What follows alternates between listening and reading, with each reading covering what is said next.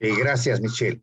Hoy, 11 de mayo, estimados colegas de diversas partes del país, reciban un saludo especial y la más cordial bienvenida a nombre del Instituto de Ciencia Procesal Penal, INCIP, de la Junta de Decanos del Colegio de Abogados del Perú y del Instituto Zaffaroni, a otra fecha de nuestro programa de difusión denominado Debate Nacional, que se realiza, como ustedes saben, los días miércoles. En esta oportunidad vamos a ofrecer a ustedes el tema Bajo Sospecha.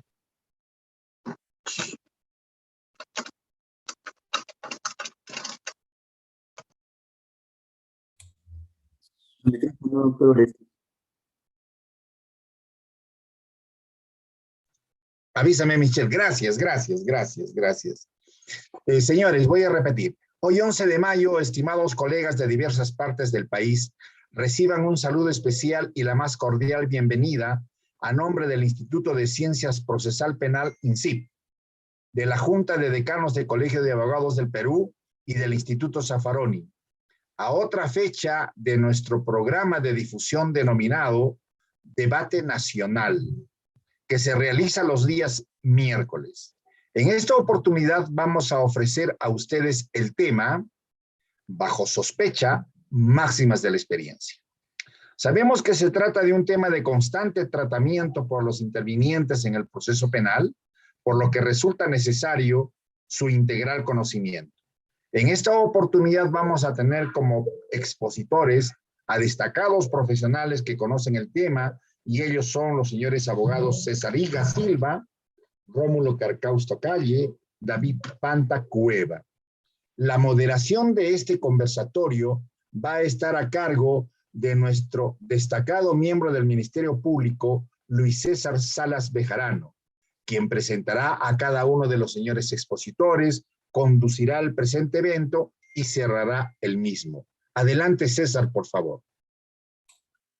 Muchas gracias, doctor Orestes. Un cordial saludo de mi parte también a todos aquellos que pueden seguirnos a través de las plataformas digitales. Gracias a la iniciativa del Instituto de Ciencia Procesal Penal, INCIP, a la Junta de Decanos de los Colegios de Abogados del Perú y al Instituto de Defensa de Derechos Fundamentales Eugenio Raúl Zaffaroni, del cual me precio pertenecer. Agradezco la oportunidad también de poder interactuar en esta oportunidad con un tema tan interesante como el del análisis de las máximas de experiencia.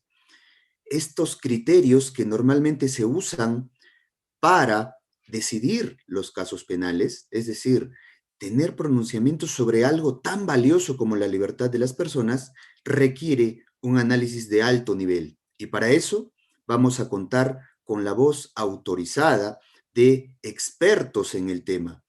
El doctor César Iga Silva, máster en argumentación jurídica y docente de la prestigiosa Pontificia Universidad Católica del Perú, nos acompaña en esta oportunidad.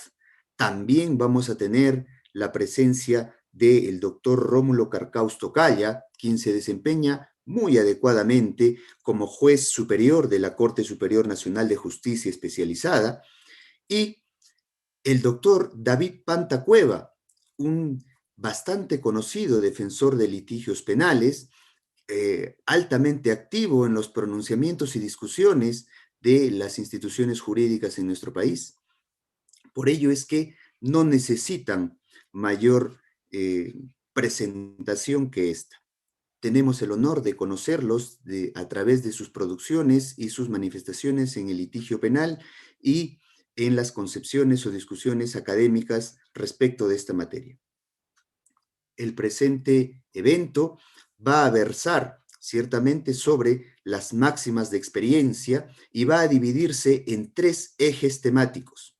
El primero de estos va a consistir en develar qué es y qué no es una máxima de experiencia, conceptuar o tratar de delimitar el concepto de las máximas de experiencia o reglas de experiencia, la estructura de las mismas y la diferencia que tendríamos que expresar respecto de los prejuicios, creencias o estereotipos que podrían camuflarse como pseudo máximas de experiencia. Como segundo eje temático, vamos a tratar el artículo 156.2 de nuestro Código Procesal Penal vigente, que revela un límite respecto de la probanza, la probática de las máximas de experiencia, señalando claramente que no son objeto de prueba. Analizaremos con la participación de nuestros dignos ponentes si esta regla procesal debe ser entendida de una manera diferente en algunos casos o en todos. Y como tercer eje temático, vamos a poder resumir la función epistémica o epistemológica de las máximas de experiencia dentro del estudio del razonamiento probatorio y su exteriorización en una decisión judicial como una premisa mayor de la argumentación jurídica.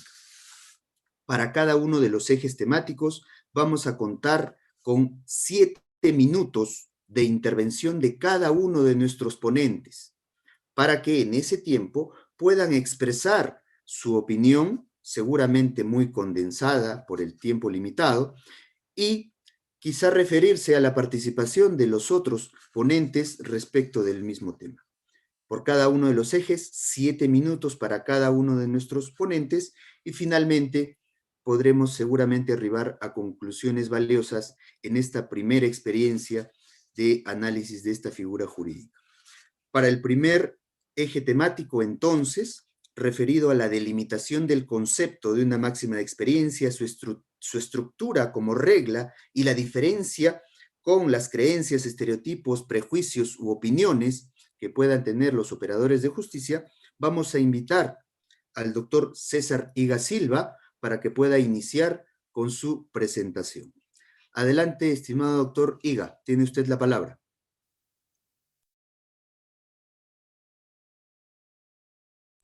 Active usted su micro, estimado doctor, por favor. Sí, acabo de bueno. Muchas gracias. Agradecerte, Luis César. Agradecer también al INCIP por la invitación, al doctor Celis también porque me había invitado. Y también un placer estar con el magistrado Rómulo Carcausto y con David Panta, los dos con mucha experiencia ya en la práctica del sistema, y bueno, pues también Luis César, y un gusto estar. También al doctor Orestes por la presentación del evento. Bueno, sin mucho más preámbulo, quería entrar a la primera pregunta, ¿no? La primera pregunta es, ¿cuál es la estructura de la máxima de la experiencia y qué concepto se podría manejar? Concepto, creo que sencillo, sería el siguiente, ¿no? Las máximas de la experiencia son generalizaciones, son reglas que expresan una generalización sobre ciertos aspectos del mundo. ¿De acuerdo? Entonces, para dar ejemplos, generalmente los testigos pueden mentir, o generalmente los testigos mienten. Es una máxima, pero por ejemplo, los testigos que son acusados o que tienen en casos penales mienten. Hay una máxima de este tipo que que apareció en una resolución suprema. Ahí vemos, ¿no? Como es una generalización. Los testigos mienten cuando pueden perder o cuando tienen serios problemas. La decisión puede afectarlos de alguna manera. Otra generalización fue si las personas con tales características pueden realizar este otro tipo de acciones. Eso también es una regla generalizadora, ¿no? Vemos ahí, si las personas tienen esta característica, entonces pueden hacer este tipo. Podríamos decir que tendría dos partes, ¿no? Por un lado, la descripción de un sujeto y con la atribución de ciertas características. Y la clave, si bien es una generalización, creo que la parte más importante al analizar las generalizaciones empíricas está en determinar su fundamento. Por decir algo, si un juez dice que los testigos mienten, claro, los testigos pueden mentir, la pregunta que surge es, ¿y cuál es el fundamento de una regla, de una generalización de ese tipo? ¿De dónde proviene esa regla? ¿Cuál es el origen de esa regla? Esto creo que es clave, porque dependiendo del fundamento, luego podremos determinar qué tan aceptable es o no esa generalización. ¿De acuerdo? Y un segundo aspecto vendría a ser qué grado de generalización puede tener una regla de este tipo. ¿De acuerdo? No es lo mismo decir casi la mayoría de las personas tienen esto, realizarían esto, que decir algunos pueden hacer esto. Si ustedes se dan cuenta, entre decir generalmente o la gran mayoría de, decir, estamos ante una regla con un grado de generación mucho más fuerte que con una regla que dice en algunos casos, ¿no? Como si hablase casi de una posibilidad. El grado de fuerza es mucho menor. Y esto es importante por lo siguiente, porque dependiendo de el tipo de proceso en el cual estemos, en la fase que estemos, la fuerza de la generalización puede acarrear consecuencias distintas. Para poner un caso de una violación. La médico forense había dicho lo siguiente. Las lesiones encontradas en el caso del niño pueden ser explicadas por violación, ¿no? Entonces, uno analiza la generalización, ¿no? Dice, hay unas lesiones encontradas en un niño, y este tipo de lesiones pueden ser explicadas por un acto de violación. Acá lo único que nos está diciendo la médico es que si uno encuentra lesiones de este tipo, estas lesiones posiblemente son explicables por violación. ¿Cuál es en el caso del niño se encontraron estas lesiones, por lo tanto, las lesiones del niño podrían ser explicadas por una violación. ¿A qué da lugar a esto? ¿Cuáles son las consecuencias de ello? Jurídicamente, las consecuencias podrían llevar a una investigación fiscal, ¿no? E iniciar una investigación, pero nunca a una condena. Porque la fuerza de la generalización, lo único que se está diciendo, es que esto que hemos encontrado, hay una posibilidad de que pueda ser explicada por un acto de violación. Pero no te dice, esto de aquí es solo explicado por un acto de violación. Entonces, determinar la fuerza de la generalización resulta muy importante luego por las consecuencias penales o las consecuencias jurídicas, para hablar de modo más general, que se pueden derivar de esa regla. ¿De acuerdo? En resumen, por el tiempo acorta, las máximas son generalizaciones que pueden expresar regularidades del mundo, ya que es importante, que pueden expresar. Segundo, la función que cumplen las máximas son para enlazar ciertos datos con otros datos. No son como el pegamento, son los que nos permiten decir que de ciertos datos nosotros podemos inferir esta consecuencia. Esa es la función que cumple al momento de nuestro razonamiento. Tercer punto, es importante explicitar la máxima porque luego nos va a permitir saber, al explicitar la máxima podemos identificar cuál es la fuente y someter a crítica esa generalización. ¿Para qué? Para saber si se trata de una máxima con fundamento empírico o, por el contrario, puede ser una generalización apresurada o una generalización espuria. Esto es una generación que no versa nada, que no tiene ningún correlato con el mundo. Y último punto, identificar su grado de generalización es importante porque las consecuencias jurídicas que se pueden derivar de ello van a ser distintas según la fuerza que tenga. Como en el ejemplo, no es lo mismo decir que algo es cierto, que algo puede ocurrir, a que algo es una posibilidad o que algo es muy probable. ¿De acuerdo? Y diría que esto sería, tendría que ver con la estructura, la conceptualización y las funciones que cumplen las máximas dentro del razonamiento jurídico. Muchas gracias. Muchas gracias a usted, estimado doctor Cesariga. Como siempre, bastante nítido, bastante lúcido en su intervención en este primer eje. Vamos a darle la palabra al doctor Rómulo Carcausto Calla para que haga su primera intervención en este eje temático por el lapso de 7 minutos. Adelante, estimado doctor Rómulo Carcausto. Ahora sí creo. Bueno, en primer lugar, mi agradecimiento a todas las instituciones que han hecho posible esta invitación para poder una vez más dar algunos puntos de vista acerca de los temas propuestos. Este tema no solamente es preocupante en la judicatura, sino es de constante aplicación.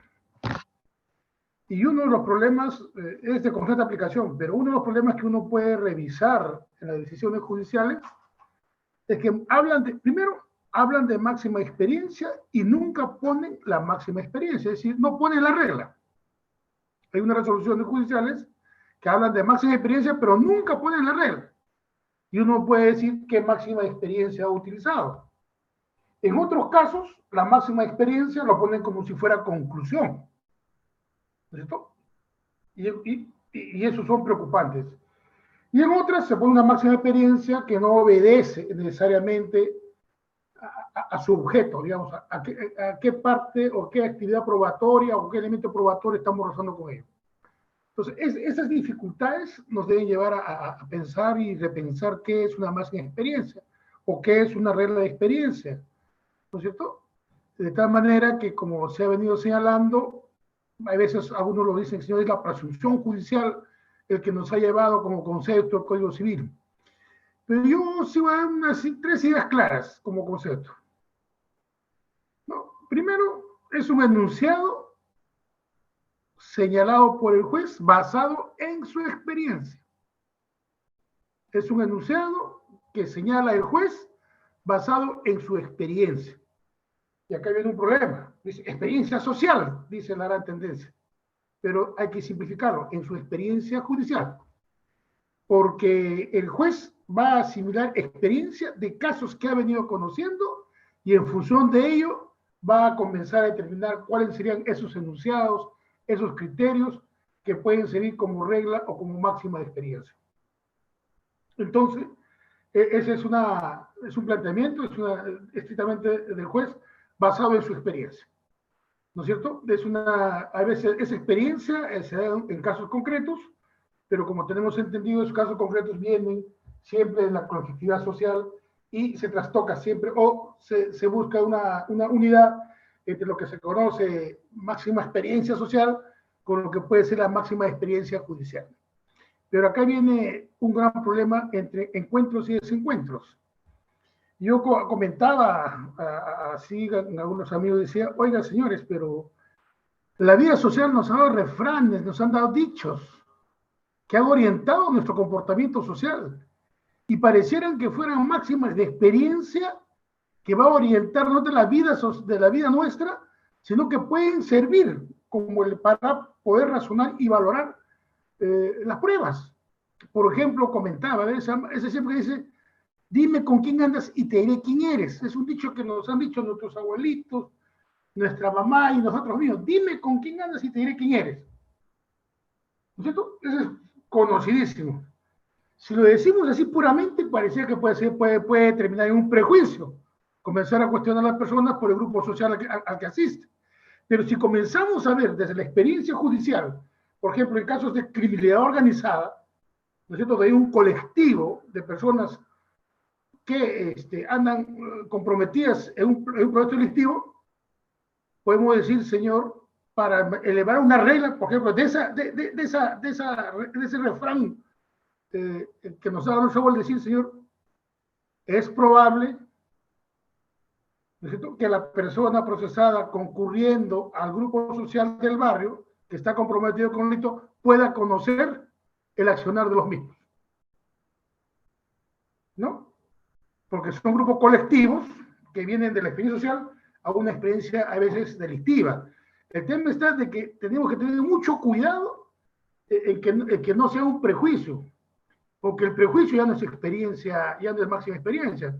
El prejuicio no tiene una base objetiva, en cambio la máxima experiencia parte de una experiencia objetiva que ya ha sido elevado en regla. Entonces, yo, por ejemplo, veía esos temas, o como otros temas, por ejemplo, ¿cierto? A caballo regalado no se le mira el diente, decían por ahí mis abuelos. Podría ser una máxima experiencia desde el punto de vista civil, una donación, por ejemplo, si podemos discutir la donación como máxima experiencia. Y así, hay varias expresiones sociales antiguas que yo estaba viendo que hay puntos de encuentro con la máxima experiencia judicial. El tema está que debemos armar la regla en función de los casos, sostenido sobre nuestra experiencia. Entonces, hay una experiencia social asimilada y también hay una experiencia judicial aquilatada, y ahí tenemos que trabajar. Entonces, el doctor, por ejemplo, anteriormente dio 3 criterios que parecen. La máxima tiene que ser general, ¿no? Y ver, y él lo planteó si es intensa, menos intensa, y trabajar una regla siempre de probabilidad, ¿no? De probabilidad, ¿no? Es probable que, ¿no es cierto?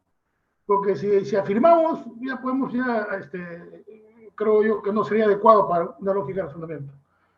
Segundo, esa regla tiene que ser expresa, tiene que decirse cómo está construida la regla. Y no es porque el código diga que no se puede objetar, sino que todos tenemos derecho a saber cómo está razonando, por qué está razonando así, por qué esa regla, y poder verificarla. ¿No es cierto? Porque la regla no es una creación heroica de una subjetividad del juez, es una creación que basa en la experiencia, y la experiencia es objetiva. No puede haber experiencia sin objetividad, ¿no es cierto? No puede haber experiencia sin hechos, sin cuestiones fácticas que uno ha transitado como juez. Y eso es interesante. Y lo otro es que tiene que tener utilidad. El doctor ha señalado que es para engarzar, pero tiene que tener utilidad. No se puede poner más en experiencia porque hay que ponerlas. No, tiene que tener utilidad en función de la prueba que vamos a evaluar o que estamos analizando. ¿No es cierto? Porque debemos entender que las máximas experiencias, de acuerdo a su ordenamiento, sirven para evaluar, para valorar la prueba en concreto. Entonces, tiene que ser útil, ¿no? Porque yo he visto máximas experiencias que no tienen razón, no sé por qué aparece ahí, pero pone máxima experiencia, ¿no? Y no está relacionado al hecho concreto que uno quiere valorar. Por ejemplo, si es prueba personal, prueba documental. Es más la utilidad vinculado, ¿no es cierto?, al tema probando, y en este caso particularmente a los elementos objetivos del tipo que uno está procesando, ¿no? De tal manera que la utilidad tenga un grado de utilidad de la máxima, también tenga eficiencia en la valoración que se tenga. Entonces, pero lo más importante es que no sabemos, y lo decimos así como autocrítica, trabajar reglas de experiencia. La otra vez leí una regla de experiencia que estaba la prueba, estaba la regla y estaba la conclusión, y le decían que era máxima experiencia, ¿no? Y no es así, hay que trabajar lo más metódica posible, es como trabajar un supuesto normativo, pero creado desde el juez para la valoración de una prueba, de tal manera que se pueda verificar y las partes puedan verificar cuál es el razonamiento lógico que tiene el juez, pero tenemos que decirlo, y no lo hemos dicho. Estamos haciendo un esfuerzo por poner, esta es la regla de experiencia. Vuelvo a decir, la regla de experiencia no es la conclusión. Pudo quizás haber sido conclusión en hechos anteriores o en una experiencia anterior, pero cuando estamos en un caso concreto, ahí es una regla es una regla, es un enunciado, es un criterio propuesto por el juez basado en su experiencia para valorar prueba, ¿no? Ahí me quedo. Muchas gracias, doctor Rómulo. Bastante interesante la postura que usted nos muestra desde su posición como juzgador, como juez. Vamos a darle ahora la palabra al doctor David Panta Cueva para que en el lapso similar de 7 minutos pueda hacer su intervención en este primer eje temático. Adelante, doctor David.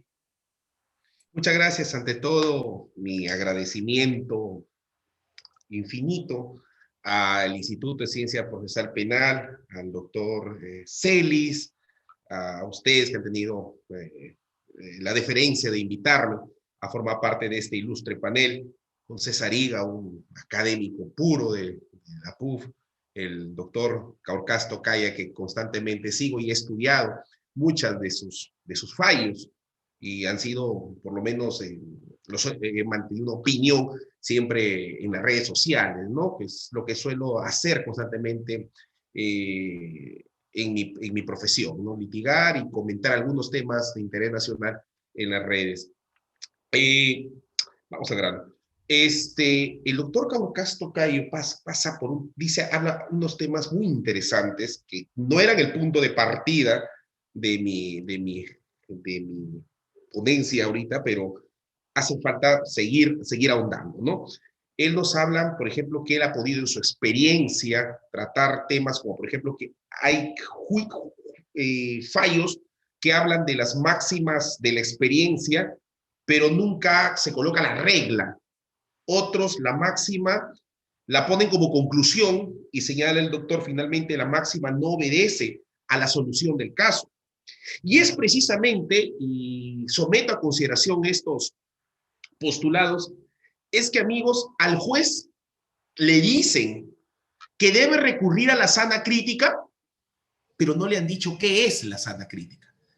Permítanme esta frase que voy a utilizar con el debido respeto, pero he tratado de ubicar textos que hablen y traten de la sana crítica in extenso, en profundidad, y poco nada he encontrado.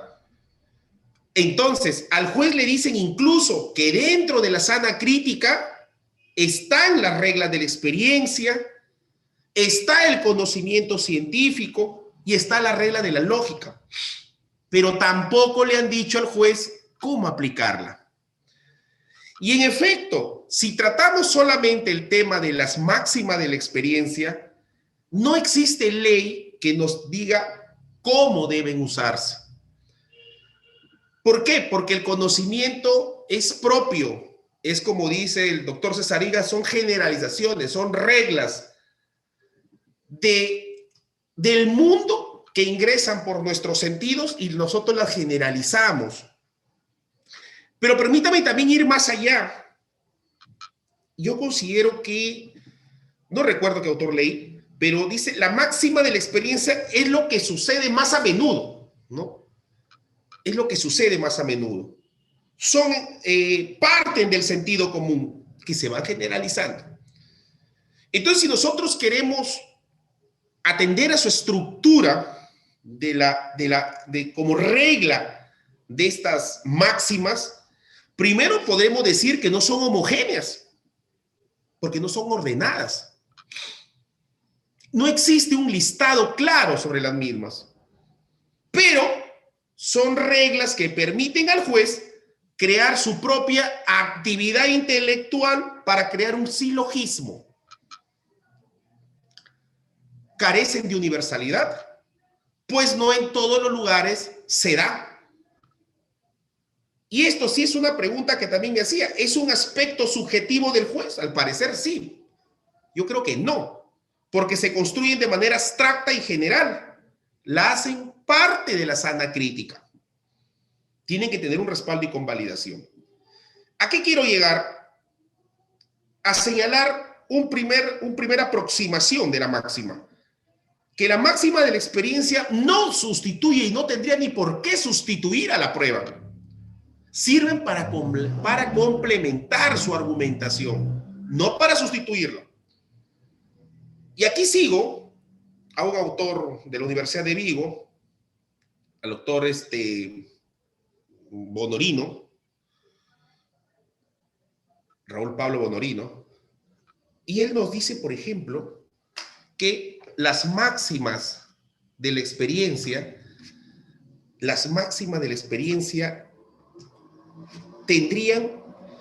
tienen un concepto de derrotabilidad, se hacen refutables, y es que tendrían que ser refutables. Por eso es que él parte de que cuando se haga la estructura de la máxima de la experiencia, cuando nosotros construyamos la regla, siempre tiene que ir la conclusión como un probablemente, por lo general, usualmente. Nunca hay que darle a la máxima de la experiencia un valor absoluto, porque la máxima de la experiencia necesita ser también refutada. Y esto lo vamos a ver en el otro ítem, cuando dice que no admiten respecto al artículo 156.2, ¿cierto? Que no son objeto de prueba. Pero lo que trata de decir Bonorino es, oye, la máxima, como no son universales, no están apoyadas en el conocimiento científico, son juicios abstractos que realiza el magistrado, son actividades intelectuales propias del juzgador, ¿cierto? Como no descansa en el aspecto científico, tendrían que admitir una derrotabilidad. Y la carga de la prueba, permítame el término, la va a tener quien tenga a la mano la derrotabilidad de esa máxima, le esté en el proceso obligado a derrotarla. Ya voy a poner un caso que tuve, el caso de la balanza gramera, que le llamo yo. Por eso es que Bonorino dice, la máxima de la experiencia, por tener un concepto de derrotabilidad, no puede ser absoluta. Hay que antecederla con un probablemente, por lo general, a menos que, para construir la regla. Perdón, probablemente, por lo general, usualmente. Pero para derrotarla, el que la va a derrotar tendría que tener como eslogan a menos que. A menos que. Y para que se me va el tiempo, quisiera brevemente colocar un ejemplo que sucedió acá. Encuentran a una persona, le hacen una labor de inteligencia, ingresan a su casa y encuentran droga en quetes, ¿no? Entonces le aplican el artículo para el favorecimiento del tráfico ilícito de droga y encuentran una balanza gramera al costado de la droga, ¿cierto? Al costado de la droga. Yo, por el tema de cómo fue intervenida la persona, sostuve que la droga se la habían sembrado. Por múltiples motivos que no vienen al caso acá. Ya esa es materia de discusión en juicio oral. Pero, cuando yo sostuve todas las imperfecciones y defectos del operativo, tanto el juez como sala dicen más o menos esto. Dice, claro, quizá podría tener defectos el operativo, pero encontramos esa balanza gramera. Y por máxima de la experiencia, ¿cierto? Una balanza gramera al costado de la droga es para calibrar la droga, ¿no? Para hacer los famosos quetes. Entonces, miren esa construcción, ¿no? Probablemente, por lo general, usualmente es para calibrar la droga, para hacer los famosos quetes. Pero ahí viene la labor del abogado. A menos que... ¿Y cuál era el tema que me tocó probar? Y que me puse la cruz de la carga de la prueba. A menos que esa balanza gramera haya servido para otra cosa distinto a la droga. ¿Y qué pasó? Que cuando me dan el caso, que ya lo había detenido el señor, comencé a preguntar qué cosa hacía esa balanza gramera, porque yo por lo menos le creía a mi cliente. Y la familia dijo, nosotros nos dedicamos a hacer pizzas. Y esta balanza sirve para calibrar las especies, ¿no?, que se utilizan para hacer la pizza.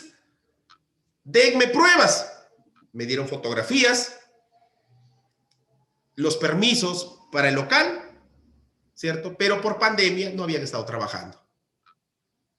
Recopilé todo esto, postulo la cesación, no me dan la cesación, me voy en apelación, y en apelación derroto la máxima de la experiencia diciendo, claro, la balanza gramera por máxima experiencia se utiliza para calibrar una droga, a menos que su uso sea distinto y sirva para hacer pizzas. Y aquí está mi prueba. Logré conseguir la cesación de esta prisión preventiva, estamos próximos a irnos a juicio oral, ¿cierto? Y por lo menos conseguí el objetivo, y me lleva, la experiencia me lleva a señalar esto, que la máxima de la experiencia no puede ser absoluta. Siempre tiene que tener ahí un pedacito que le deben dejar para que la otra parte tenga acceso a poderla derrotar, con un a menos que. Bueno, se me acaba el tiempo, hubiera querido seguir hablando, pero vamos a continuar más adelante. Muchas gracias. Gracias a usted, estimado doctor David. Bastante interesante. Con esta intervención bastante lúcida también, cerramos este primer eje, dando algunos refuerzos de las ideas tan interesantes que nos han brindado nuestros ponentes. Claro está, han coincidido nuestros tres ponentes en que estaríamos ante máximas de experiencia cuando hablamos de generalizaciones de los conocimientos, y los tres han quizá cambiado en algunas partes de su intervención la palabra, el término máxima por regla. Quizá eso podría significar un apego conceptual a la regularidad que se exige para poder llamar a estos conocimientos o situaciones con validez de inferencia probatoria, ¿no? Entonces, una primera idea a fuerza creo que podría consensuar en que los tres intervinientes muy claramente nos han hablado de una generalización de sucesos que podrían convertirse en máximas o reglas de experiencia. El doctor Higa hace el refuerzo bastante interesante de la verificación de su fundamento y la calidad de su afirmación, el peso de su afirmación en cuanto a su generalización. La poca posibilidad de afirmar su generalización, su mera posibilidad, pues no alcanzará seguramente para emitir una decisión condenatoria. Luego, los tres expositores también habrían llegado al mismo puerto respecto a que se necesita objetividad para la construcción de la regla de experiencia a utilizar. No puede ser, y entonces marcamos diferencia de los meros prejuicios o creencias u opiniones del juez, porque deben tener una base objetiva, construida como regla para poder ser, como bien también resaltó el doctor Panta, derrotables en un debate de responsabilidad. Entonces, las reglas de experiencia no serían absolutas, sino permitirían una derrotabilidad con como bien dice el doctor, una menos que, excepto que si sucediera que no aplica. Entonces, estos son primeros avances, creo, en los cuales podemos llegar a consenso de la intervención de nuestros distinguidos ponentes. El debate en este punto evidentemente no está cerrado, es una primera degustación del análisis jurídico que tiene seguramente para más. Pasaremos al segundo eje temático, que está referido a que nuestro artículo 156.2 del Código Procesal Penal vigente señala expresamente que las máximas de experiencia no son objeto de prueba. Sin embargo, desde un enfoque, desde una vista epistémica, debe exigirse un determinado estándar de constatación empírica. Debe ser esto exigible, debe ser verificada la validez de la máxima de experiencia que se postula en cada caso. ¿Cómo así debería buscarse el respaldo o la fuente de respaldo de estas máximas de experiencia para que puedan superar el escollo normativo del artículo 156? Para esto vamos a solicitar en primer término al doctor Rómulo Carcausto que tenga bien manifestarnos su técnica opinión. Estimado doctor Rómulo, si está usted listo, tiene usted la palabra por otros 7 minutos para poder pronunciarse acerca de este eje temático. Adelante, doctor. Bueno, Yo quisiera complementar algunas ideas que me parecen interesantes haber vertido por los anteriores ponentes.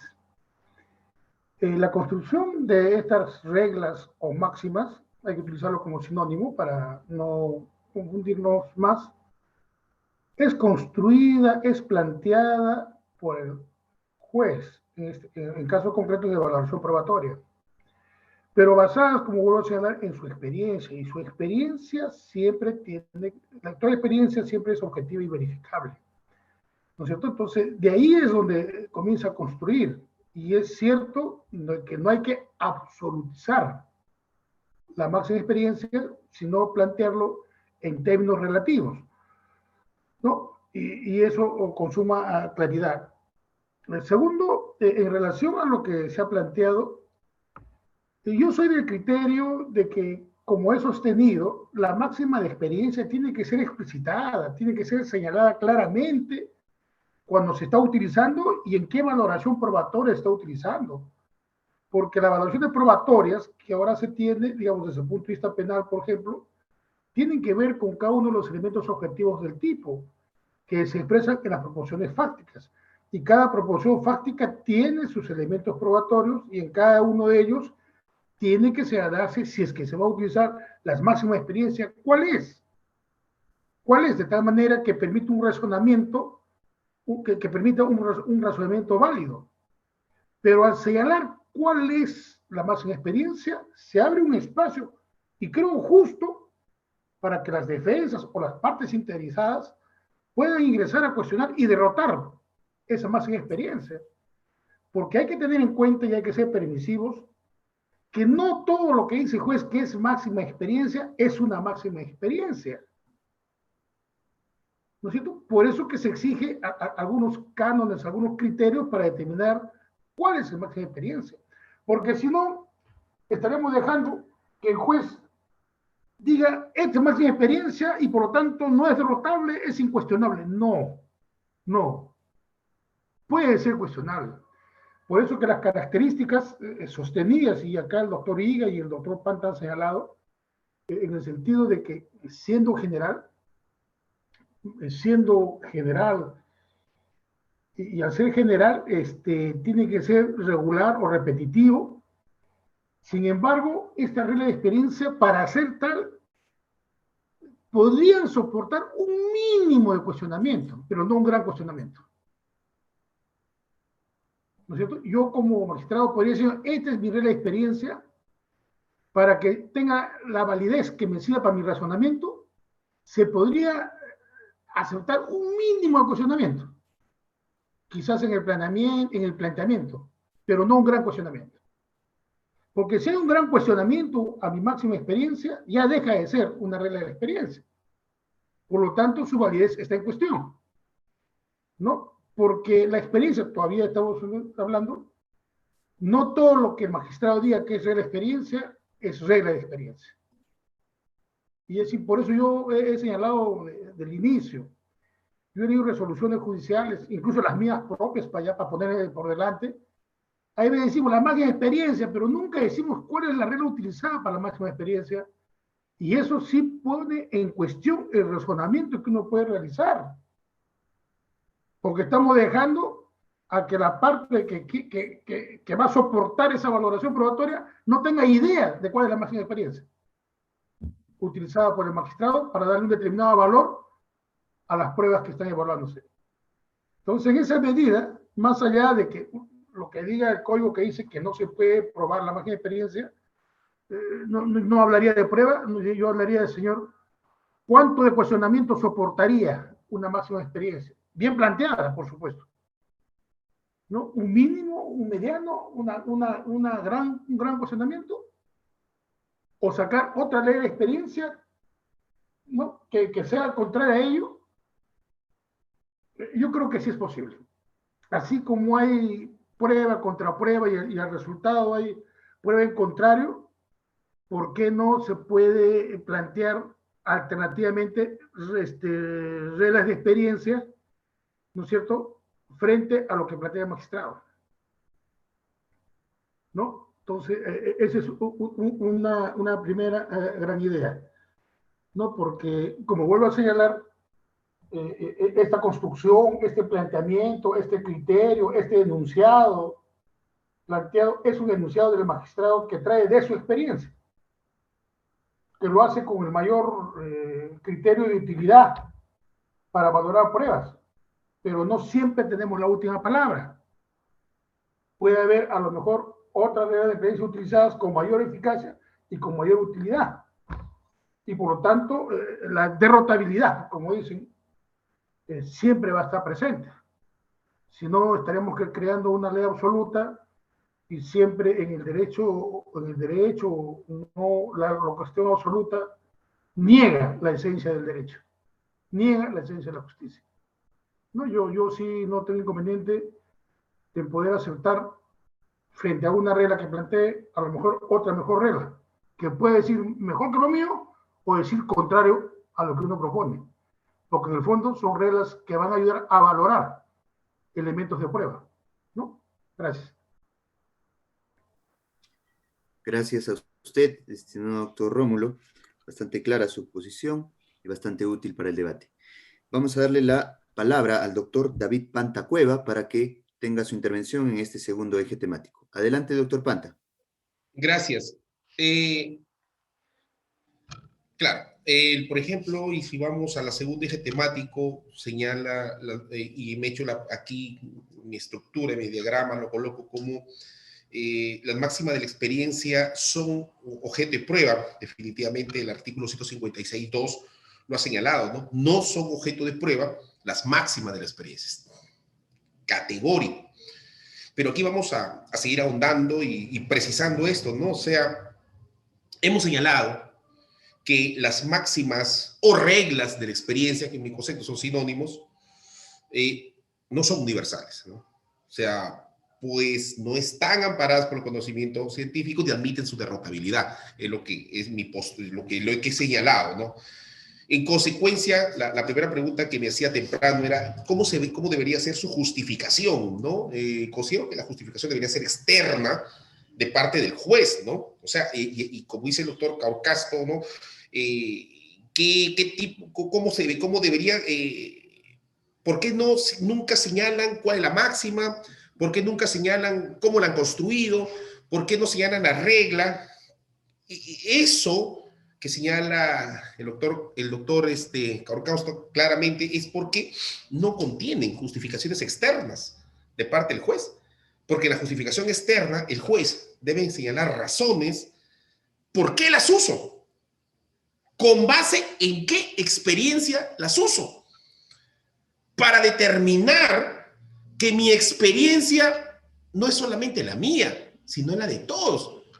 Porque si no se hace ese análisis, estaríamos dentro del conocimiento privado del juez. Dentro del conocimiento privado del juez. Entonces, lo que debe ser objeto de prueba aquí es de quién afirma lo contrario a la regla de la experiencia. El a menos que. Ese es el objeto de prueba. Porque si la parte que soporta la máxima no puede, ¿cierto? O sea, la parte que soporta la máxima que no está sometida a prueba tiene el deber, la obligación procesal de refutarlo y no lo hace, definitivamente es porque la máxima está bien construida. Está bien construida. Pero para esto, para que una máxima no admita, o sea, ya no admita ser derrotada y quede como tal, se tiene que hacer una justificación externa por qué de su uso y con base en qué experiencia, construirla. La regla, lo que reclama, ¿no? El doctor Rómulo, claramente, ¿no? Que en su experiencia ha visto estas tres tipologías de sentencias que poco o nada dicen de cómo han usado la regla de la experiencia. Entonces, aquí hay que tener también presente algo. A ver, de lo que podía averiguar es que la máxima es como un péndulo, o sea, va desde lo vulgar, que pueden ser máximas que están dentro del conocimiento vulgar, o aquellas máximas que están y que raspan ya con el conocimiento científico, ¿no? O sea, aquellas máximas incuestionables, ahí están las tipologías de máximas de experiencia. Pero lo que sí he podido ver, y de acuerdo a las últimas sentencias de la Corte Suprema, es que no saben utilizar una máxima de experiencia. Permíteme si lo digo así, porque estoy cuestionando magistrados supremos, y la verdad es que la forma como se ha usado la máxima de la experiencia linda hasta con lo vulgar. Pongo un ejemplo. Vamos a poner un ejemplo que lo saco de la manualística. Si vamos a ponernos un ejemplo de libro, podría ser, ¿no? Porque de aquí vamos a ir al ejemplo ya de la Corte Suprema. Una máxima que pueda lidiar con lo vulgar, por ejemplo, podría ser: si el imputado acusado de homicidio es venezolano, entonces él debe ser el autor del hecho, porque todos los venezolanos se dedican a este tipo de delitos. Una máxima que está dentro de lo vulgar, ¿no? Porque ese conocimiento sería un conocimiento privado del juez, sin ningún tipo de verificación fáctica, y que solamente es su experiencia. O este casito que se usó en el famoso la truza roja, ¿no? Si la víctima usó una truza roja con encajes, es porque estaba predispuesta a tener relaciones sexuales con el imputado. Que dicho sea de paso, esa sentencia estuvo bien dada, pero se hizo innecesario ir a esa máxima. Eso es otro tema. O sea, la sentencia para mí fue bien dada, correcta, pero era innecesario hacer esta máxima. Con lo cual, pues, ya vimos el desenlace que tuvo esto, ¿no?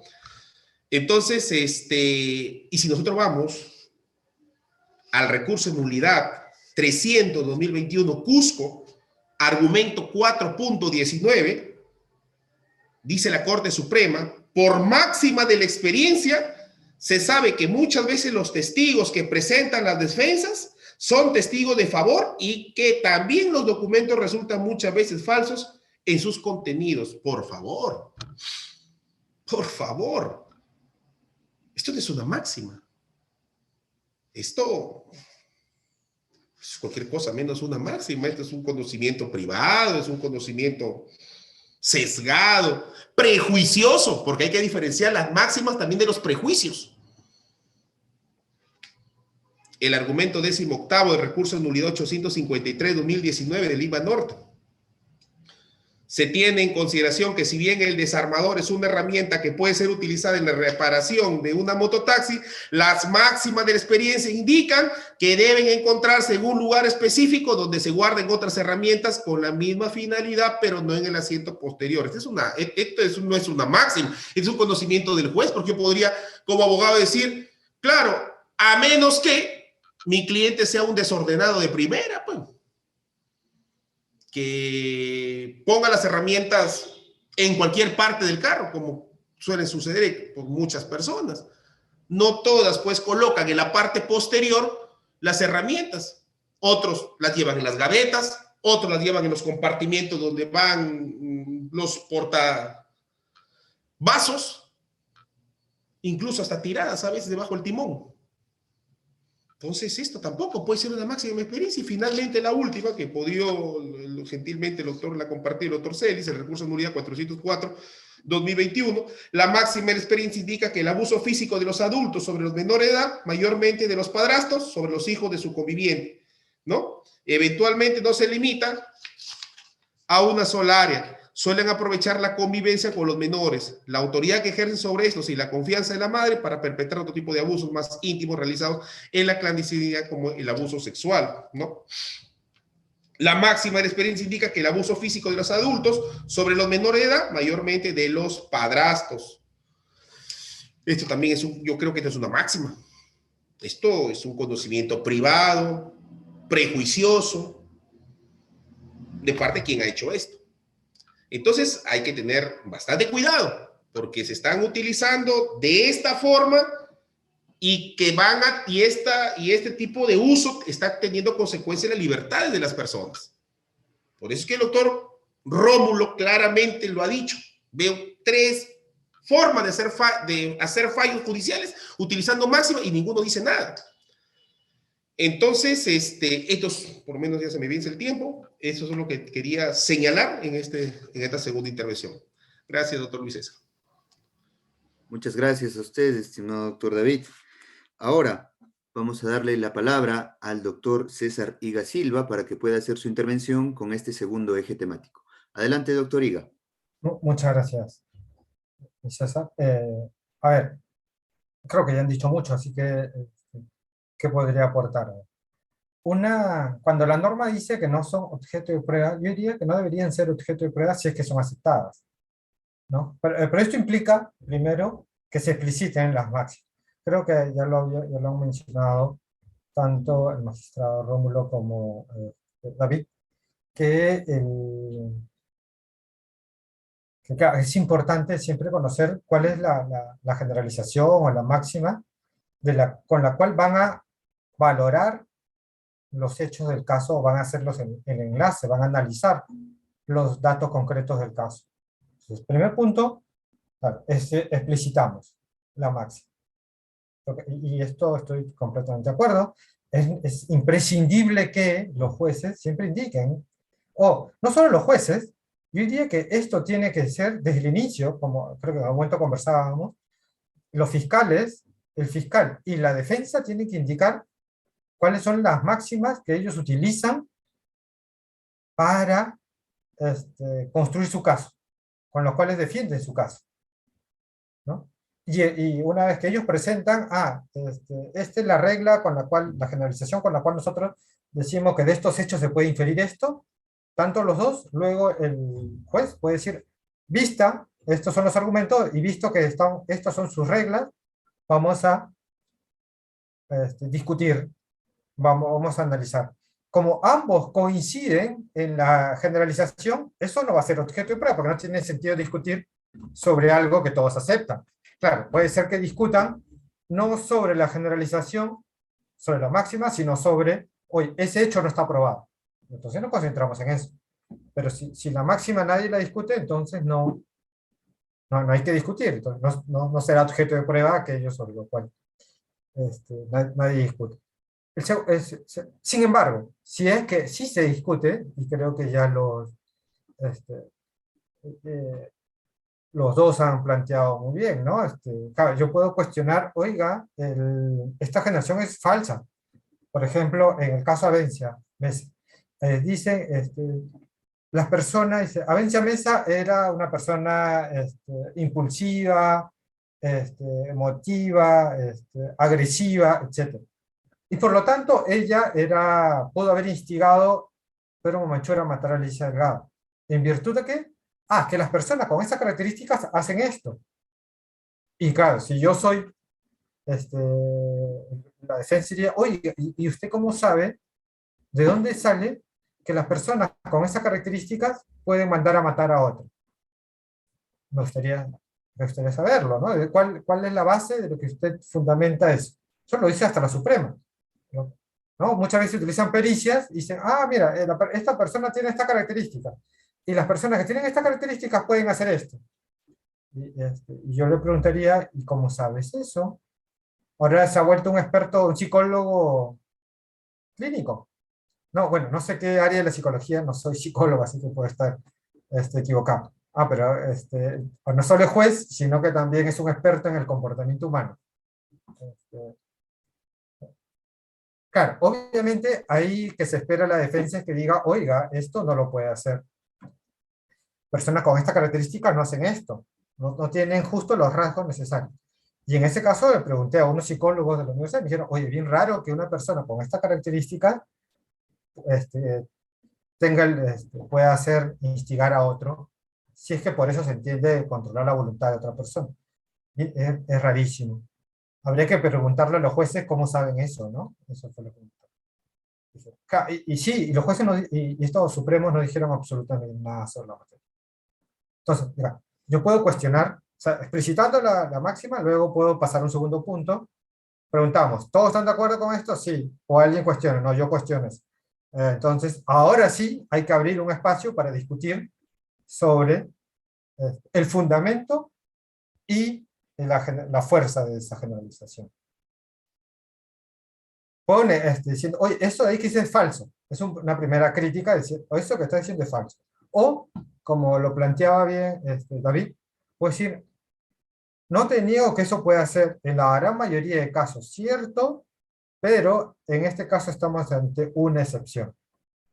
Acá se aplica el a menos que, ¿no? Entonces, claro, la carga de la prueba va a estar en aquel que va a cuestionar el fundamento de la regla o la excepción, que no estamos ante ese caso, ¿no? Pero ese espacio tiene que ser, yo diría que sí, y más, si se niega eso, se estaría violando el derecho de defensa, ¿no? El derecho de defensa, cuando se va a actuar, ¿no? Si es que alguien pide que quiere mostrar pruebas para discutir eso, o el derecho a la debida motivación por parte de los jueces cuando redacten la sentencia, ¿no? Porque están basándose en algo que no han justificado, algo que ha sido cuestionado y no han levantado la observación, sino que lo han dado por cierto cuando eso ha sido cuestionado. Entonces yo diría que esa regla, no es que me haya puesto a pensarla, pero diría que debería aplicarse cuando no hay cuestionamiento. Pero si hay cuestionamiento, tiene que permitirse que se pueda discutir. Y luego, en la resolución, tiene que motivarse en función de lo discutido en las audiencias, ¿de acuerdo? Para garantizar el derecho de defensa y el derecho a una debida justificación de las decisiones, ¿de acuerdo? En última instancia, también acá los jueces tienen que pedirle a las partes que también sean explícitas al momento de señalar las generalizaciones con las cuales van a analizar las pruebas. Entonces, y con esto acabo, no es solo una labor de los jueces, sino yo creo que esto es una exigencia de todos los actores del sistema.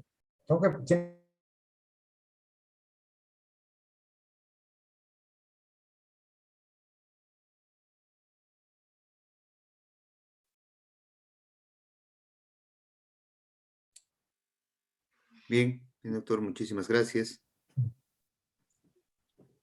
Correcto, bastante útil, bastante interesante el pronunciamiento de nuestros ponentes en este segundo eje. Podemos llegar quizá a ese punto de consenso clarísimo que nos han brindado nuestros ponentes, ¿no? ¿Se tendría que abrir una posibilidad de contradicción de las máximas de experiencia? Sí.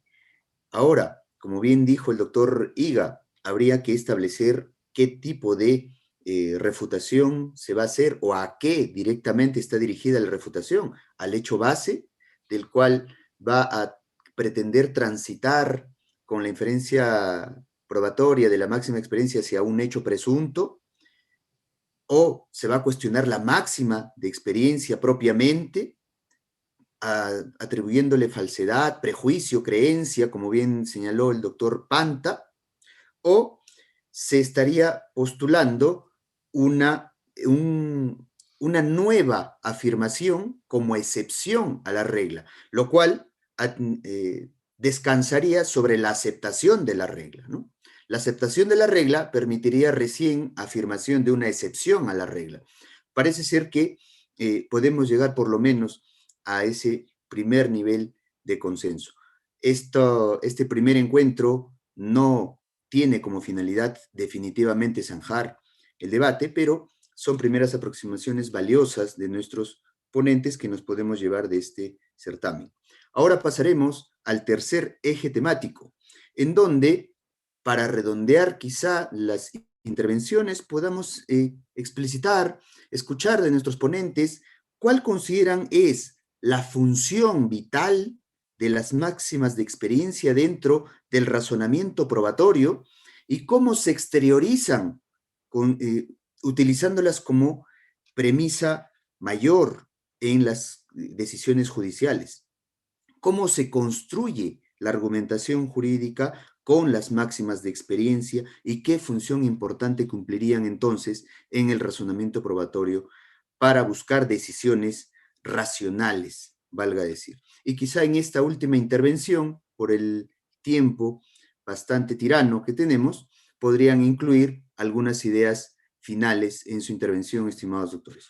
Vamos a darle la posibilidad en esta ocasión de ser el primero en intervenir al doctor David Panta Cueva, a quien le damos el uso de la palabra. Adelante, doctor Panta. Gracias, doctor. Básicamente es el tercer eje, ¿no? La función de la máxima de la experiencia en el razonamiento probatorio y su exteriorización como premisa mayor. Lo que yo considero es el cómo, ¿no? O sea, el cómo deben usarse, ¿no? En principio, como lo señalé temprano, no se les debe asignar un valor cognoscitivo superior al que deben tener. Ese es nuclear, este principio, ¿no? Pueden emplearse, o sea, se deberían emplear con términos como usualmente, probablemente, a veces, entonces, por lo general, sin darle valor absoluto a la máxima. Si la máxima se contradice con un solo contraejemplo, ya la hace dudosa.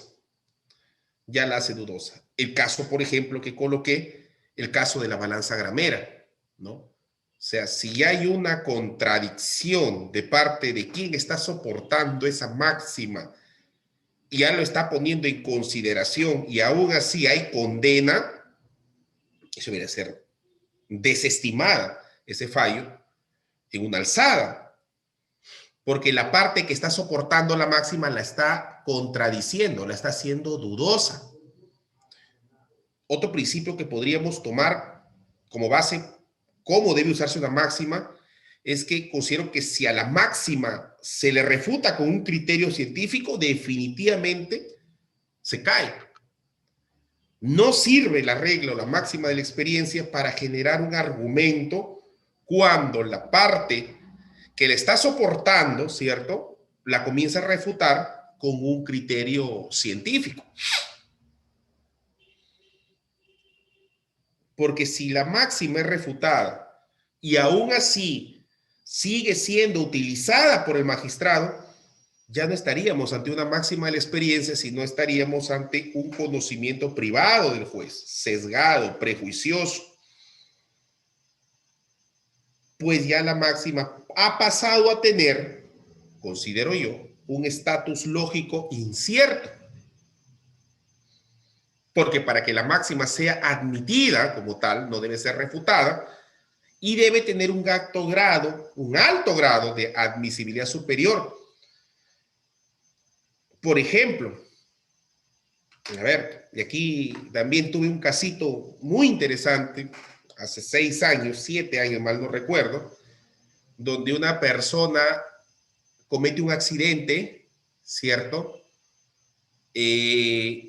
Comete un accidente, era un corredor de autos, comete un accidente y sale de la escena huyendo a pie, dejando el carro obviamente con las personas accidentadas. Cuando pide la prisión preventiva, señalaron de que se puede aplicar la máxima de la experiencia de que el que huye, del lugar de los hechos, es porque tiene responsabilidad.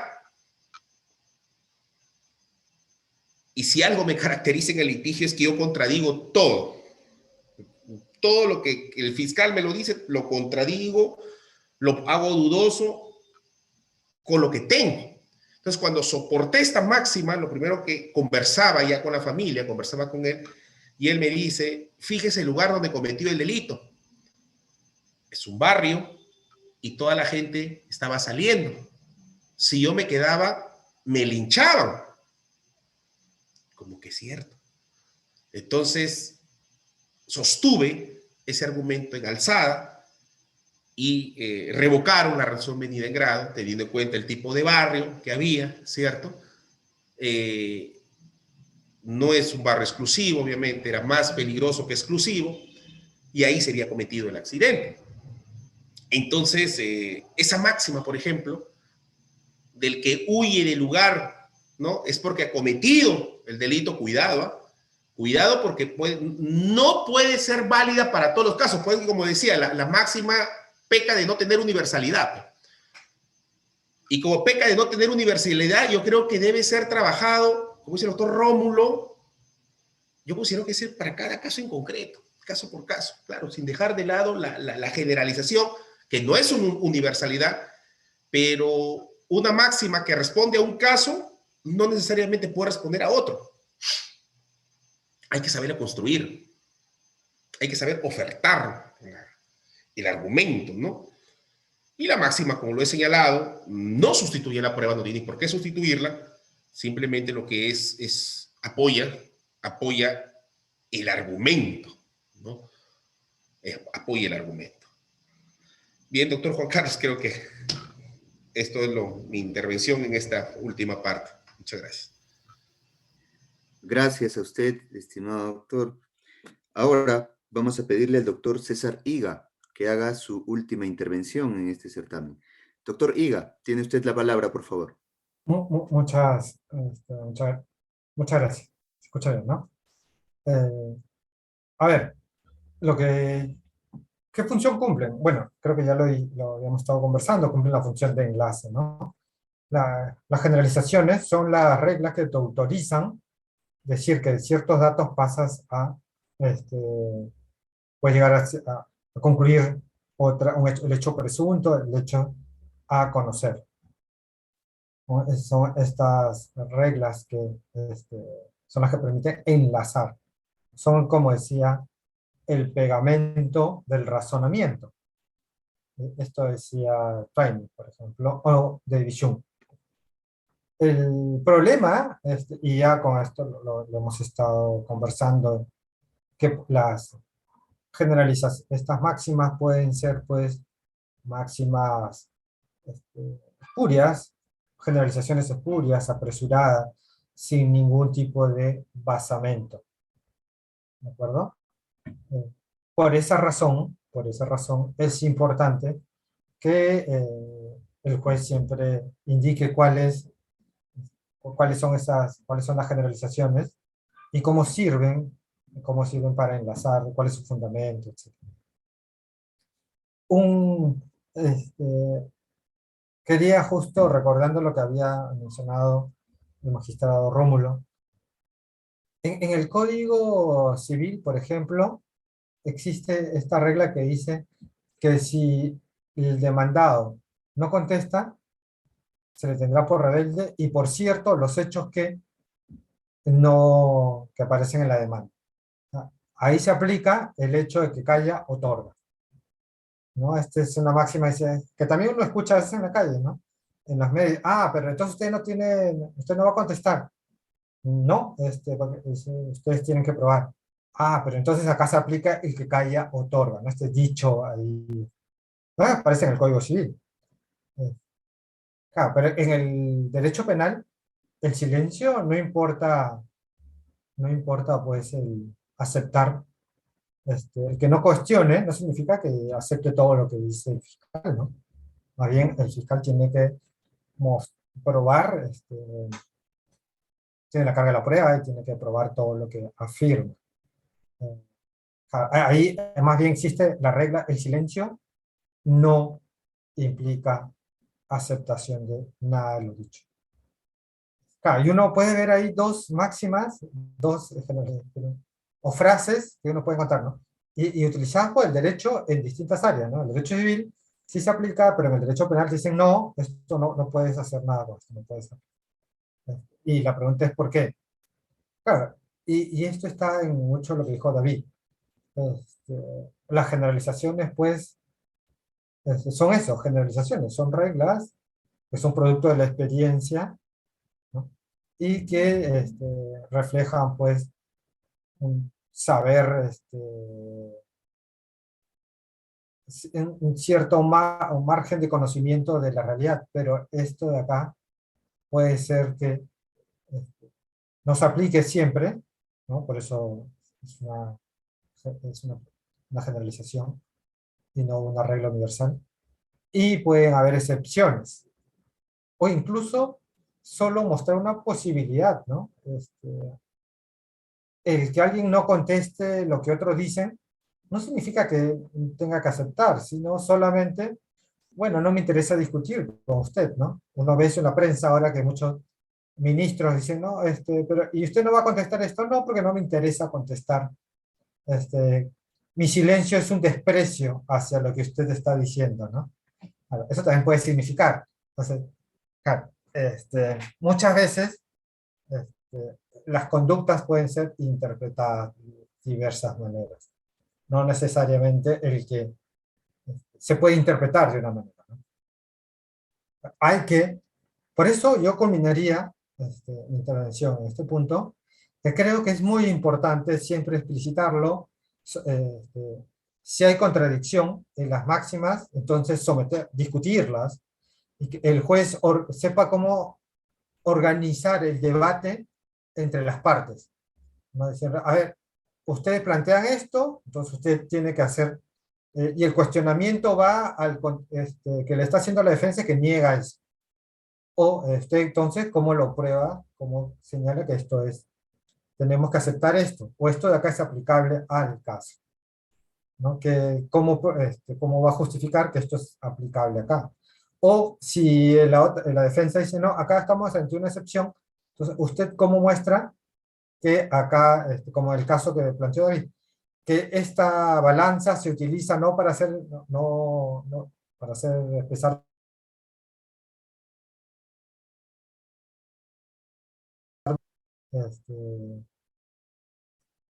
fichas para ¿no? pesar los elementos? Entonces, usted tiene que indicar que esto es así, ¿no? Y que estamos ante ese caso y no ante el otro. Y esto tiene que haber un espacio en el cual se pueda permitir a las partes discutir. De ahí que la importancia de repensar cómo se va a entender ese artículo que ustedes mencionaron, ¿no? Del Código Procesal Penal. Y creo que esto de acá puede contribuir, ¿no? Como bien mencionaba el magistrado Rómulo, creo que va a contribuir a mejorar la práctica judicial y a tener información de mejor calidad, contrastada, y que puede llevar a la mejor fundamentación de las decisiones judiciales, que es lo que finalmente todos queremos, ¿no? Que las decisiones que ponen fin a un conflicto estén debidamente justificadas y claro, lo que se resuelve sea de la forma más garantista que sea posible para la defensa de los derechos de las personas y de ciertos principios públicos. Muchas gracias. Gracias a usted, estimado doctor, por su intervención. Ahora, finalmente, vamos a darle la palabra al doctor Rómulo Carcausto Calla para que pueda hacer su intervención en este tercer eje temático. Adelante, doctor Rómulo. Bueno, me está haciendo una mala pasada el internet, pero me escuchan, ¿cómo no? ¿Me escuchan ahora? ¿Me escuchan? Totalmente, doctor, fuerte y claro. Sí. Sí, doctor. Yo he venido asimilando todas las opiniones, me parecen interesantes. Yo quisiera partir de... Yo estaba buscando por ahí algunas máximas experiencias y he encontrado varias, ¿no? Hay veces con los defectos que tiene su construcción, pero lo voy a plantear. Por ejemplo, a ver, para ver hasta dónde es derrotable o no, si es complementario, si son alternativos o son a supuestos diferentes. Por ejemplo, es probable, así es una máxima experiencia, es probable que a mayor tiempo transcurrido entre la fecha del evento y la declaración puedan olvidarse detalles o precisiones. Esa es una máxima que tiene que ver con la declaración de un testigo, ¿no es cierto? Que, como se está planteando aproximadamente, no da información detallada, ¿ya? Pero frente a esa máxima también aparece otra máxima. Es probable que un hecho negativo o positivo de gran intensidad o gravedad recaído en la persona es de fácil recordación. ¿No es cierto? También tiene que ver con una declaración, ¿no? Con una prueba testimonial, digamos, pongamos el hecho. O una prueba de una gravedad. Miren, ambas tienen una máxima experiencia. O nosotros podemos decir, señores, un hecho que ha sucedido hace 15 años, uno va a poder recordar con los detalles, las precisiones que a veces se requieren. Si decimos que es posible, podríamos estar faltando, no a la lógica, quizás también a la verdad, ¿no? Y si decimos, señor, pero en este caso, o en otro caso, señor, ese hecho que le ha pasado al agraviado ha sido tan intenso que todos los días lo recuerda. Por más que el tiempo que pase, como ha sido intenso, grave, lo recuerda todos los días. Si fuera sobre una misma declaración, podría plantearse lo que el doctor Planta señala. Mientras unos afirman, ¿no es cierto? La máxima experiencia afirma que no podría dar gran detalle, pero en el caso, dice, como dice, ¿cierto? A menos que, ¿no es cierto? Ahí funciona, a menos que, ¿no es cierto?, sea un hecho de gran intensidad que ha marcado, ¿no es cierto?, la fácil recordación de la gente. Mientras ambas son reglas de experiencia. ¿Qué nos va a definir el caso concreto? El caso concreto en que estemos aplicando. Ahora, estas dos máximas experiencias tranquilamente pueden funcionar para dos hechos diferentes. Por ejemplo, la primera puede ser para un testigo del mismo hecho, que no da muchos detalles porque ha transcurrido el tiempo, y la segunda puede funcionar para la agraviada también en el mismo caso. Y aparentemente hay una contradicción, ¿no? Pero correctamente se está utilizando, y vuelvo a señalarlo.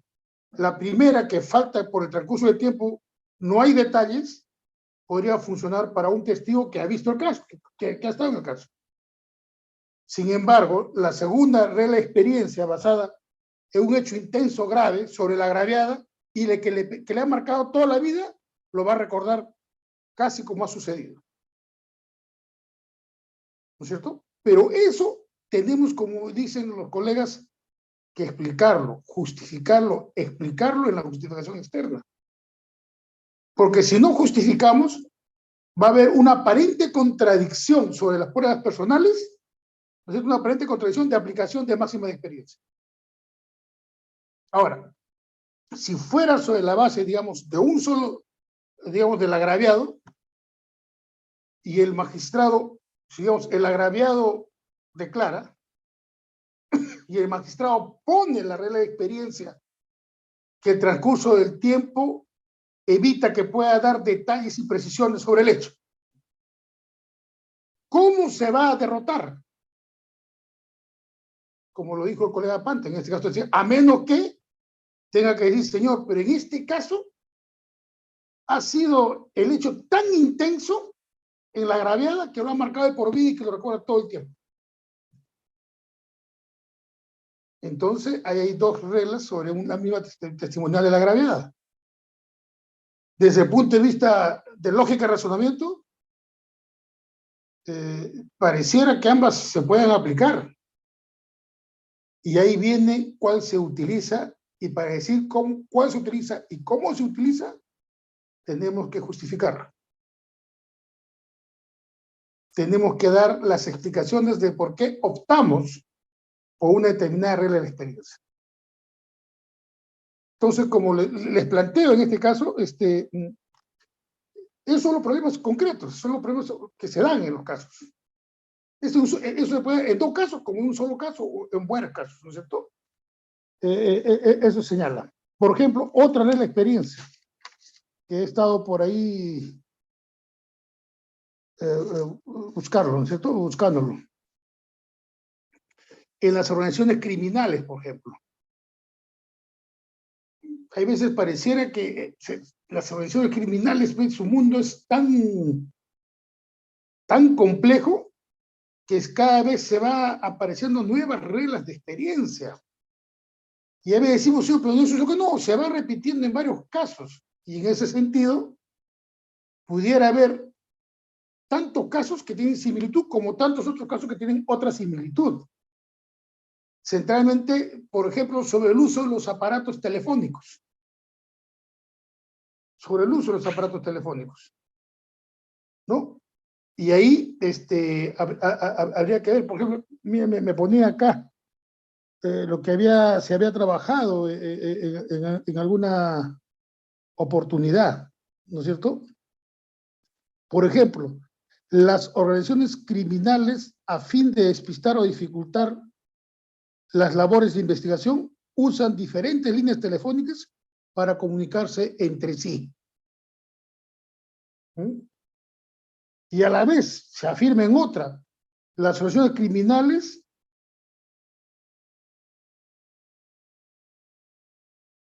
usan diferentes líneas telefónicas.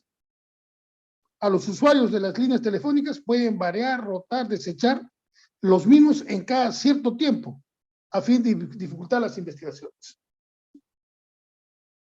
Parecieran dos máximas de experiencia que también tienen lógica, tienen coherencia frente a un hecho que tiene que ver con el uso de aparatos telefónicos en organizaciones criminales. Pero mientras uno dice pueden usar diferentes líneas, quiere decir que las tienen en posesión, en las otras dicen que las desechan, ¿no? Van cambiando cada cierto tiempo, van borrando para evitar ambas las investigaciones. Entonces, pareciera que estas, por ejemplo, más experiencia, en un caso de organización criminal donde es complejo, pluralidad de agentes, diferentes delitos, se complementan. Buscan su complementariedad. Mientras unos agentes de organización criminal hacen lo primero, usan diferentes líneas telefónicas, centralmente los que conducen, operan, los otros van desechando también los aparatos que utilizan. Entonces, ¿es posible utilizar las dos? Sí, pero tenemos que justificar. Tenemos que dar las razones del por qué en un caso con determinados miembros de la criminal opera una regla y en otro caso, con los mismos miembros de la opera otro caso.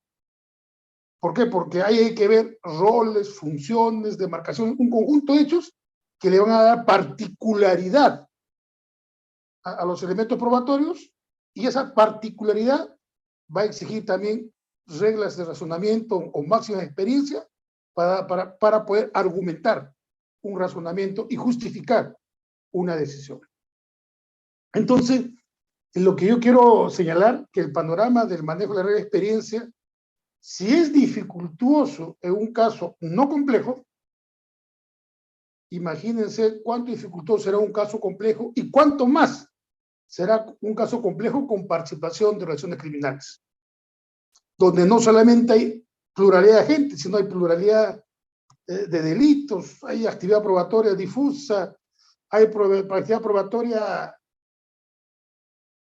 muy bien construida, hay actividad deficiente, entonces hay problemas. Por eso, que la única manera de poder dar a conocer una máxima experiencia es que los operadores de justicia, en este caso los que estamos obligados a decidir, tengamos que justificar, fundamentar, sostener el porqué de una máxima experiencia y demostrar, si cabe el término, que no ha sido derrotado por ninguna de las partes.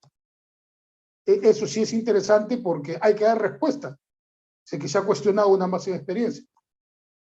Si ha sido derrotado o no ha sido derrotado. Y si no ha sido derrotado, ¿por qué no ha sido derrotado? ¿No es cierto? Y si ha sido derrotado, ya el razonamiento sobre esa prueba tiene límites, profundos límites, ¿no? Entonces, como pueden ver, yo quiero plantear en esta última parte que este tema, estando ya incorporado como regla de valoración en nuestro código, y también hay reglas, y interesante lo que planteó el doctor Iga al último, ¿no? Quien calla otorga, eso es una tradición que nos decían desde, ni siquiera cuando habíamos sido abogados, nos decían eso cuando estábamos en el colegio. Y pareciera que es una regla de experiencia de la vida social que tiene incorporado como amparo normativo, ¿no es cierto? Lo que decía el doctor en cuanto a la declaración ficta, si no me equivoco, se conoce así, ¿no? Es en el derecho civil, y así muchas otras instituciones, que hay veces están en una frase del sentido común, que ha funcionado, que ha regulado en el razonamiento de la población. Y que eso no es ajeno, no puede ser ajeno tampoco a lo que puede ser el razonamiento del juez, sino que el problema es que el razonamiento del juez o de las autoridades o la propia justicia se pone en clave judicial, es decir, se hace una regla con un razonamiento casi judicial, pero que no escapa muchas veces del razonamiento común de la propia gente, ¿no? De la propia población. Entonces, hay que ver cuánto, y ahí hay un trabajo para todos los investigadores, ¿no? Cuántas de esas reglas, esos famosos refranes, frases célebres, dichos populares, cuánto en esencia tienen máxima experiencia o son máxima de experiencia. Claro que, por supuesto, tendríamos que darle toda una visión o darle, tratarlo de poner en casos jurídicos para hechos concretos, ¿no? Entonces, lo que quiero decir que el saber humano está en todos lados y hay que saber expresarlo, razonarlo y fundamentarlo, ¿no? Entonces, en ello, mi reflexión a que sigamos trabajando en temas, siempre es bueno compartir. Y eso es lo interesante. En este caso, la visión de la defensa y la visión de un profesor investigador, ¿no? Que tiene puntos de vista doctrinarios y que están investigando los casos. Y nosotros, bueno, que estamos en la brega de todos los días, que podemos aportar, con lo que siempre decimos, nuestra poca experiencia en la aplicación de casos, y que eso contribuye para que ahora digamos, señores, ¿cuál es la máxima experiencia que están utilizando? Porque decirme, la máxima experiencia dice y no dice nada, no me está solucionando el problema, al contrario, me está perjudicando toda lógica del razonamiento, ¿no? Y eso es un poquito de trabajo, pero hay que hacerlo. Hay que hacerlo por el bien de la justicia y porque todos sepan cómo el juez ha razonado en relación a la valoración de una o varias pruebas para tomar una decisión final. Agradezco a los organizadores una vez más y a su disposición cuando lo consideren conveniente. Gracias. Muchas gracias, doctor Rómulo. Innegablemente productiva la reunión del día de hoy para escuchar los brillantes puntos de vista de nuestros ponentes con su voz altamente autorizada en este tipo de temas. Claro está en este tercer eje que sí, pues, la función más importante que le podemos asignar a las máximas de experiencia dentro del razonamiento probatorio es esa posibilidad de control, ¿no? De racionalidad de las decisiones. Los tres ponentes extraordinariamente han mencionado, pues, que la necesidad de explicitar la máxima de experiencia para que pueda ser debatida, para que pueda ser objeto de cuestionamiento, de verificación, de refutación, y que debe escogerse, como dice el doctor Panta, caso por caso, porque puede tener particularidades el caso que hagan inaplicable una máxima de experiencia a ese supuesto. Y como bien dice el doctor Higa, sirve de puente inferencial respecto de un hecho base probado hacia un hecho presunto, que probablemente es uno de los elementos del tipo que va a permitir una decisión absolutoria o condenatoria, refiriendo a un desenlace probatorio. Nos quedamos entonces con esa idea fundamental del tercer eje. Las máximas de experiencia tendrían como función elemental la posibilidad de brindar control de las decisiones judiciales en cuanto a su racionalidad. El debate, la posibilidad de ahondar con estos extraordinarios ponentes podría postergarse, prolongarse por muchísimas horas más. Sin embargo, lamentablemente no podemos continuar el día de hoy. Será, entiendo, seguramente muy necesario una segunda o tercera reunión en donde podamos seguir avanzando y nutrirnos más con las perspectivas y conocimientos de tan dignos ponentes como los que hemos tenido el día de hoy. Muchísimas gracias al doctor Rómulo Carcausto, al doctor David Panta y al doctor César Higa por acompañarnos en este primer encuentro para discutir las máximas de experiencia, su operatividad y los problemas de aplicación. El debate penal nacional se ha engalanado con su presencia y seguramente toda la comunidad jurídica se ha nutrido de estas brillantes ideas que van a servir de un punto de partida adicional de nuevas reflexiones. Muchísimas gracias, doctores. Muchísimas gracias a la comunidad, al INSIP, a la Junta de Decanos de Colegios de Abogados del Perú y al Instituto Zaffaroni por esta organización. Hasta una próxima oportunidad con todos ustedes. Muy buenas noches. Muchas gracias. Buenas noches. Buenas noches. Muchas gracias. Hasta luego.